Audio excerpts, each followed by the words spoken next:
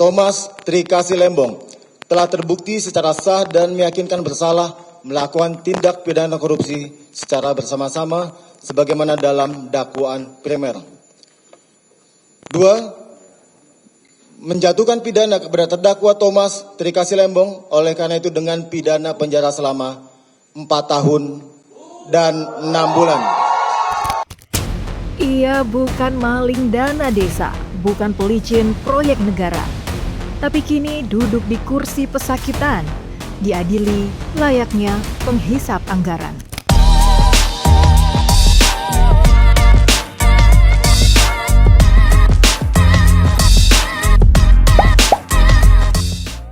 Thomas Trikasih Lembong, mantan Menteri Berdasi, kini jadi narasi hukum yang absurd dan tragis.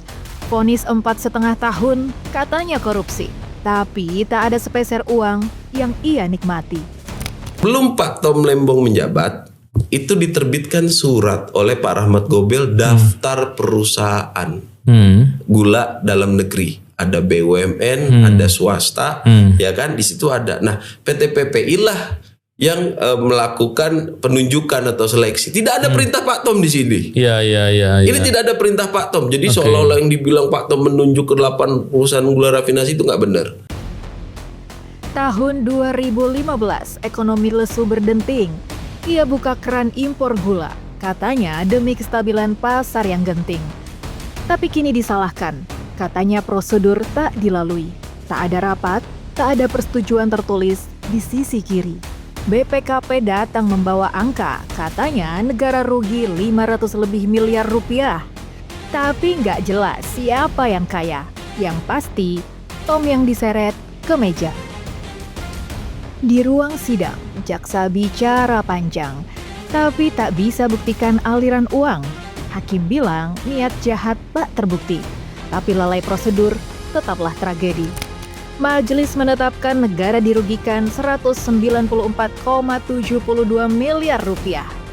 Vonis 4,5 tahun penjara, denda 750 juta rupiah, subsidiar 6 bulan jika tak bayar. Saya nyatakan keputusan hakim itu salah. Saya harus berani mengatakan salah. Karena apa? Karena ini belum inkrah, masih bisa dilawan. Jadi ini korupsi atau pelanggaran administrasi? Korupsi tanpa keuntungan pribadi, vonis turun, hukum pun dicaci. Apakah ini keadilan atau tafsir formalitas semu? Yang penting ada tersangka, walau tak ada yang meramu. Terdakwa Thomas Trikasih Lembong terbukti tidak pernah menerima hadiah atau janji atau keuntungan dari penugasan dan pemberian PI kepada PT PPI, Inkopkar, Inkopol, dan Puskopol maupun 8 pabrik gula rafinasi dan PT Kebun Tebu Mas.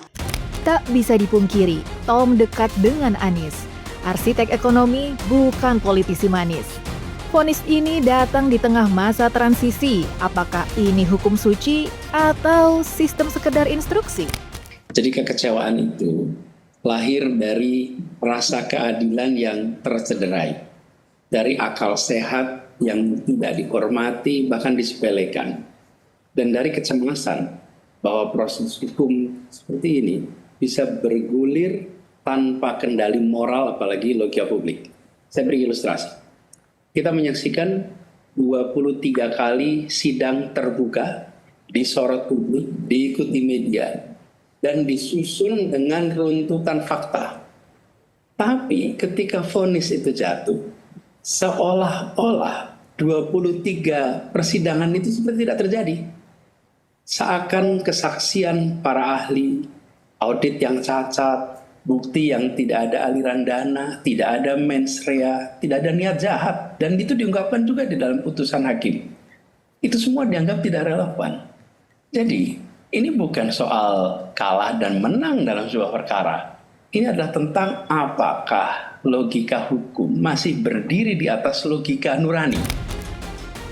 Catatan kuasa hukum menyatakan Tom Lembong dan tim mengajukan banding di 22 Juli 2025. Menyoroti fakta, tak ada mens rea, tak ada niat jahat, dan tak kenal pihak-pihak yang katanya diuntungkan.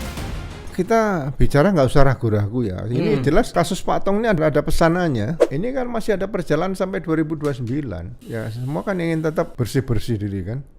Apakah ini murni bersih-bersih atau bersih-bersih oposisi? Apakah ini ujian hukum atau penghakiman diam-diam? Sebab yang ia hadapi bukan hanya jaksa, tapi sistem yang bisa menghukum siapa saja, asal ada celahnya. Saya sangat yakin bahwa tidak ada tindakan pidana, apalagi tindakan pidana korupsi. Saya kira persidangan telah mengungkap fakta-fakta, angka realita yang membuktikan hal tersebut ya, bahwa tidak ada tindakan pidana, tidak ada korupsi dalam hal ini. Ya. Soal apa hasil dari persidangan, saya lihat sangat tidak bisa diprediksi ya. Zaman sekarang penuh dengan ketidakpastian, ya, begitu banyak faktor, begitu banyak pertimbangan yang pasti akan menjadi variabel ya, jadi suatu penentu ya, di hasil akhirnya vonisnya seperti apa. Kini para pejabat gemetar di ruang rapat, takut tanda tangan, takut jadi tersangka cepat.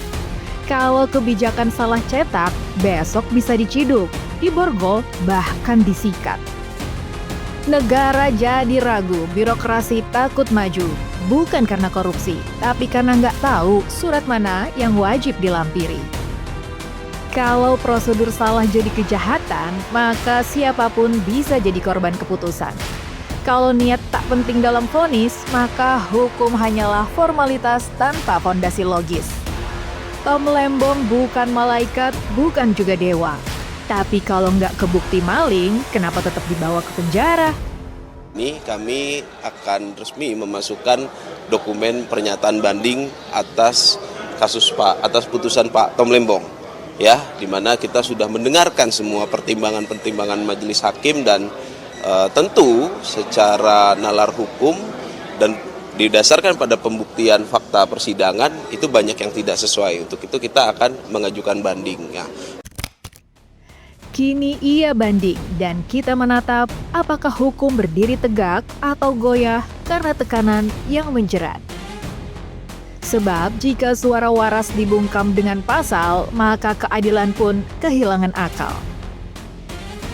Tom Lembong mungkin salah prosedur, tapi kalau niat baik bisa dipenjara, siapa lagi yang berani melangkah dengan jujur? Kalau niat baik bisa berujung pidana, maka siapa yang mau ambil risiko demi bangsa? Kalau birokrat takut karena pasal bisa dipelintir, maka masa depan negara tinggal diam. Tak bergetar, tak lagi berpikir. Jadi mari kita bertanya, bukan cuma soal siapa salah, siapa benar, tapi soal mengapa hukum kini terasa ringan untuk yang besar dan keras bagi yang tidak benar-benar mencuri sebongkah dolar. Tom Lembong bukan pahlawan, tapi juga bukan bandit. Ia hanya satu nama yang terjaring di pusaran rumit. Putusan ini tidak hanya berdampak kepada Tom Lembong. Putusan ini berdampak kepada kita semua, rakyat Indonesia.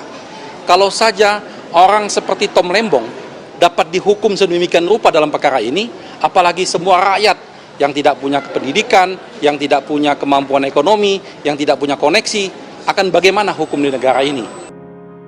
Hari ini ia jadi terdakwa, besok bisa jadi Anda, saya, ya atau siapa saja. Maka jangan rayakan vonis hanya karena berbeda sisi, karena hukum yang bisa menyasar hari ini bisa membungkam logika publik esok hari. Kalau satu like bisa jadi isyarat dan satu komentar bisa jadi pengingat, mari kita beri ruang untuk nurani dan akal sehat. Dan jangan lupa subscribe karena kita akan terus bicara bangsa sampai hukum kembali punya rasa.